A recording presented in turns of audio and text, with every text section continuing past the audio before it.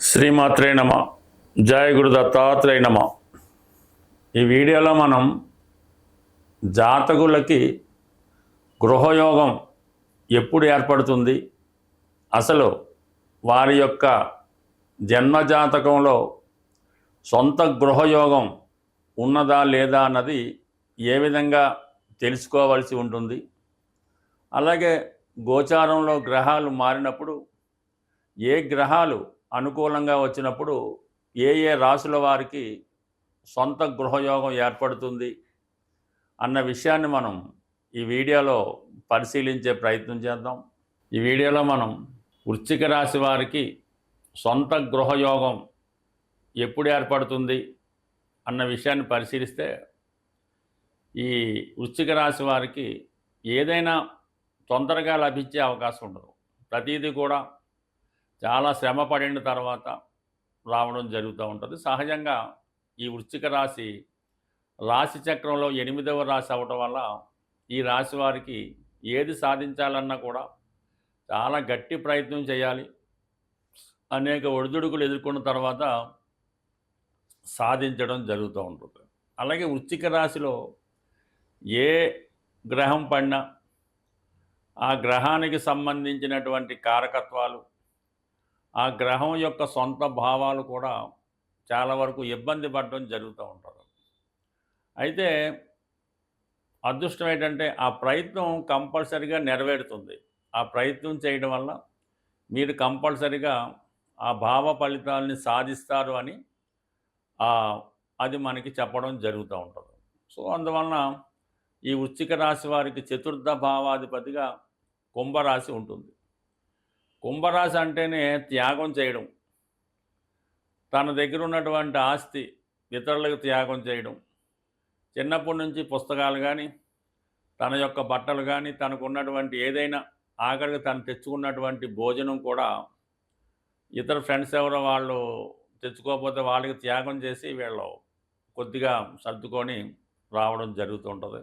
అందుకని వీళ్ళకు ఉన్నటువంటి ఆస్తి కూడా ఇతరులకు త్యాగం చేయడం జరుగుతూ ఉంటుంది. అన్నదమ్ములకో, అక్క చెల్లెలకో, ఫ్రెండ్స్కో జరుగుతుంటుంది. సాధారణంగా ఈ వృశ్చిక రాశి వారు విదేశాల్లో ఈ ఉద్యోగాలే చేస్తున్నప్పుడు వారికి ఇక్కడ తదనంతరం ఒక ఆస్తి రావడం జరుగుతుంటుంది. ఆ ఆస్తి ఎవరికో మరి కావాల్సిన వాళ్ళు ఎవరు లేకపోవడం వల్ల, ఉమ్మడి కుటుంబాలు లేకపోవడం వల్ల ఎవరో ఫ్రెండ్కో, ఒక అనాథ శరణాలయానికో ఎవరికో అందులో ఉండమను ఇవ్వడం జరుగుతూ ఉంటుంది. అది వాళ్ళు నెమ్మదిగా సొంతం చేసుకోవడం జరుగుతూ ఉంటుంది. అందుకని సాధారణంగా ఈ వృశ్చిక రాశి, వృశ్చిక లగ్నం వారు విదేశంలో ఉంటూ ఆస్తి ఇతరుల పేరులో కొంటే, అంటే తమ్ముడి పేరుతోనో, చెల్లెల పేరుతోనో, ఫ్రెండ్ పేరుతోనో కొంటే అది వాళ్ళ సొంతం అవుతుంది తప్ప దాన్ని వీళ్ళు అనుభవించలేకపోతూ ఉంటారు. అలాగే వీళ్ళకి కట్నంగా వచ్చినటువంటి అత్తమామల యొక్క ఆస్తి కూడా వీళ్ళ దాకా రావడం జరగదు. అది పేరుకైతే ఇస్తారు కానీ అది వాళ్ళే అనుభవించడం జరుగుతూ ఉంటుంది.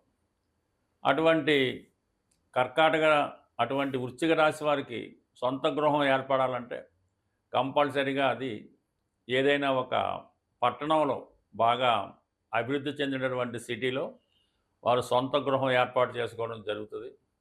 అటువంటి గృహం చాలా వరకు ఆధునిక సౌకర్యాలతో చాలా మోడరేట్గా ఉండడం జరుగుతూ ఉంటుందన్నమాట. సో ఈ విధంగా అది ఏర్పడాలంటే వారి యొక్క జన్మ చక్రంలో, అంటే జన్మరాశిలో పుట్టినప్పుడు జాతక చక్రంలో చతుర్థాధిపతి శని ఉచ్చులో ఉంటే వీళ్ళకి 12వ స్థానంలో ఉచ్చులో ఉంటాడు. అప్పుడు వీళ్ళు విదేశంలో పెద్ద గృహాన్ని కట్టుకోవడం జరుగుతూ ఉంటుంది. అంటే విదేశం అంటే కేవలం విదేశమే కాకుండా తమ జిల్లా కాకుండా, తమ రాష్ట్రం కాకుండా వేరే ప్రాంతంలో బార్డర్ దాటి కట్టుకుంటారని, అది పెద్దగా మంచి స్థాయిలో ఉండే అవకాశం ఉంటుంది. అదే మరి భాగ్యస్థానంలో ఉన్న, లాభస్థానంలో ఉన్నా కూడా వీళ్ళు తొందరగానే సొంత గృహం ఏర్పాటు చేసుకోవడం జరుగుతూ ఉంటుంది. అదే శని 6వ స్థానంలో మేషరాశిలో బలహీనంగా ఉంటే ఉన్న ఆస్తులు అమ్ముకోవలసి ఉంటుంది. అలాగే స్థిరాస్తి అప్పు చేసి గృహం కొన్నా ఆ అప్పు తీర్చలేక ఇబ్బంది పడవలసి రావడం కూడా జరుగుతూ ఉంటుంది. అదే మరి శని భగవానుడు గురువుతో కలిసి ఉన్న, గురువు యొక్క దృష్టి చతుర్థాన్ని చూసినా చతుర్థంలో గురువు ఉన్న వీళ్ళు స్వతహాగా స్వయం కృషితో ఆస్తి సంపాదించుకోవడం కానీ, లేదా వీరి యొక్క వారసులు వీళ్ళకి సొంత గృహం ఇవ్వడం కానీ జరుగుతూ ఉంటుంది. సాధారణంగా ఈ వృశ్చిక రాశి వారికి ఎక్కువగా వీళ్ళు ఇతరుల యొక్క ఆస్తులు అంటే ఇతరుల యొక్క ఇంట్లో ఉండడం కానీ, లేదా వీడి ఇంట్లో ఇతరులు నివసించడం కానీ సాధారణంగా నడుస్తూ ఉంటుంది. బట్ ఏదైనా వీళ్ళ ఆస్తి ఇతరులు అనుభవించడం జరిగే అవకాశం ఉంది. అలా ఉండకుండా ఉండాలంటే వీళ్ళు మరి శివుని యొక్క అనుగ్రహం కోసం దక్షిణామూర్తిని ఎక్కువగా పూజించుకోవాల్సి ఉంటుంది. సాధారణంగా ఈ కుజుడి యొక్క అనుగ్రహం కోసం కుజుడి యొక్క రాసులు కానీ, అలాగే కుజుడు యొక్క రాసులు చతుర్థ భావం అయిన వాళ్ళు దక్షిణామూర్తి ఫోటోని మరి ఉత్తరం యొక్క గోడకు అమర్చి దక్షిణం చూసే విధంగా అమర్చుకోవడం వల్ల, ప్రతిరోజు దక్షిణామూర్తిని వారి శక్తి అనుసరించి పూజించడం వల్ల, దక్షిణామూర్తి యంత్రం గృహంలో స్థాపించుకోవడం వల్ల గృహంలో ఉన్నటువంటి వాస్తు దోషాలు పరిష్కారం అవుతాయి. ఎస్పెషల్లీ వృశ్చిక రాశి వారికి స్థిరాస్తికి సంబంధించినటువంటి అన్నదమ్ములకు సంబంధించినటువంటి సకల దోషాలు ఈ దక్షిణామూర్తి యంత్ర స్థాపన వల్ల న్యూట్రల్ అయ్యే అవకాశం ఉంటుంది. స్వస్తి. సొంత గృహం ఏర్పడాలంటే మరి పరిహారం అన్నది ప్రతిదానికి కూడా పరిహారం అన్నది మన శాస్త్రాల్లో చెప్పడం జరుగుతుంది. అయితే మన జన్మ జాతకరీత్యా చతుర్థ భావానికి సంబంధించినటువంటి పరిహారం అన్నది జనరల్గా దశ అంతర్దశలో అది పక్కన పెడితే కామన్గా అందరికీ ఉపయోగపడే పరిహారం ఇది కుజుడు సంబంధించింది కాబట్టి, భూమి కుజుడు కాబట్టి సుబ్రహ్మణ్య స్వామి అంటే కుజుని యొక్క అధిదేవతగా సుబ్రహ్మణ్య స్వామి క్షేత్రాలు ప్రతి రాష్ట్రంలో ప్రతి జిల్లాలో కూడా సుబ్రహ్మణ్య క్షేత్రాలు ఉండడం జరుగుతుంది. సో అందువలన మంగళవారం కూడా కుజుడికి సంబంధించిన రోజు. అంటే ఏదన్నా మన భూములు సంబంధించిన వ్యవహారాలు సెటిల్ అవ్వాలన్నా, రుణాలు తీరాలన్నా దొరకాలన్నా, అన్నదమ్ములతో విభేదాలు, భార్యాభర్తలతో చికాకులు, ఇవన్నీ కూడా మంగళవారం రోజు ప్రారంభించడం వల్ల కుజుని యొక్క అనుగ్రహం కూడా తోడవుతుంది. సుబ్రహ్మణ్య స్వామి యొక్క సంకల్పం, మన యొక్క సంకల్పం కూడా తొందరగా నెరవేరాలంటే మంగళవారం రోజు మీరు ఒక 6 మంగళవారాలు ఎన్నుకొని మీ ప్రాంతంలో సమీప ప్రాంతంలో ఉన్నటువంటి సుబ్రహ్మణ్య స్వామి క్షేత్రాలు 6 సెలెక్ట్ చేసుకోవడం, ప్రతి మంగళవారం ఒక క్షేత్రాన్ని దర్శించడం, అక్కడ ఉన్నటువంటి సుబ్రహ్మణ్య స్వామి ఉంటారు, అలాగే జంట నాగులు ఇవన్నీ కూడా ఉంటాయి.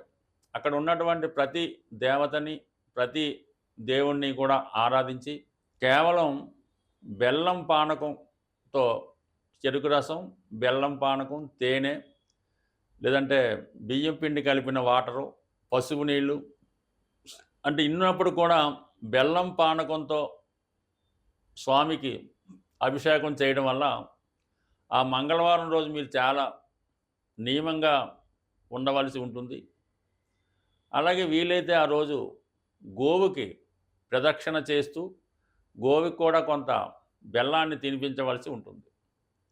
ఈ విధంగా 6 సుబ్రహ్మణ్య క్షేత్రాలు దర్శించవలసి ఉంటుంది. అంటే పెద్దవే అక్కర్లేదు, మీకు ప్రాంతంలో ఉన్నవి బాగా ఫేమస్ అయినవి 6 క్షేత్రాలు దర్శించడం వల్ల, 6 క్షేత్రాల్లో కూడా విధి విధానంగా పూజ చేయడం వల్ల ఫైనల్గా మీ సమీపంలో ఉన్నటువంటి మోపిదేవి అవ్వచ్చు, ఈ బెక్కవాళ్ళు అవ్వచ్చు, స్కందగిరి అవ్వచ్చు, పళని అవ్వచ్చు, అంటే మీ ప్రాంతంలో ఏదైతే ఫేమస్ ఉంటుందో ఆ సుబ్రహ్మణ్య క్షేత్రంలో మీరు విధి విధానంగా స్వామిని అభిషేకించడమో పూజ చేయడమో అర్చించడం వల్ల మీ యొక్క సంకల్పం తొందరగా నెరవేరే అవకాశం ఉంటుంది. సో ఇవన్నీ వీలు కాని వాళ్ళు మరి ఒక 41 రోజులు మీ యొక్క క్షేమతారలో ప్రారంభించి ప్రతి ఒక్కరోజు నిర్దిష్టమైన సమయంలో హనుమాన్ చాలీసా పారాయణ చేయడం వల్ల కంపల్సరీగా మీకు ఈ 41వ రోజులో నాటికే ఏదో ఒక శుభవార్త మీరు సొంత గృహ సంబంధించిన విషయంలో నెరవేరే అవకాశం ఉంది. అంటే ఏదైనా మనం పని ప్రారంభించేటప్పుడు తారాబలం కూడా ఇంపార్టెంట్గా చూసుకోవాల్సి ఉంటుంది. అది సాధన తార కొన్నింటికి, క్షేమతార కొన్నింటికి, ఈ విధంగా తారాబలాన్ని ఎన్నుకొని మనం ఈ యొక్క ప్రక్రియ ప్రారంభించినప్పుడు కంపల్సరీగా మీ యొక్క సొంత గృహం నెరవేరుతుంది. బట్ ఏదేమైనా సొంత గృహం నెరవేరాలంటే ముందు మీరు నివసిస్తున్నటువంటి గృహం వాస్తుపరంగా ఎటువంటి దోషం లేకుండా ఉండాలి. మీరు అద్దెకున్న ఎవరింట్లో ఉన్నా దాన్నే సొంత గృహంగా భావించి ఆ గృహాన్ని పరిశుభ్రంగా ఉంచడం, పాత వస్తువులు లేకుండా, బూజులు పట్టకుండా, చెదలు పట్టకుండా, ఇరిగిపోయినవి లేకుండా చక్కగా నీట్గా ఉంచడం వలన అది మీకు ఇమీడియట్గా ఒక కొత్త సొంత గృహాన్ని ఏర్పాటు చేయడం జరుగుతూ ఉంటుంది. అంటే మనం చూడగానే ఒక ఇంటి చూసినప్పుడు ఇది మీకు అద్దిల్లో ఉంటున్నారో సొంత ఇల్లులో ఉన్నారో అర్థమైపోతూ ఉంటుంది. అందువల్ల మీరు అద్దింట్లో ఉన్న సొంత ఇల్లులాగా దాన్ని పవిత్రంగా చూస్తే మీకు ఆ అమ్మవారి కృపతో సొంత గృహం ఏర్పడే అవకాశం ఉంటుంది. స్వస్తి.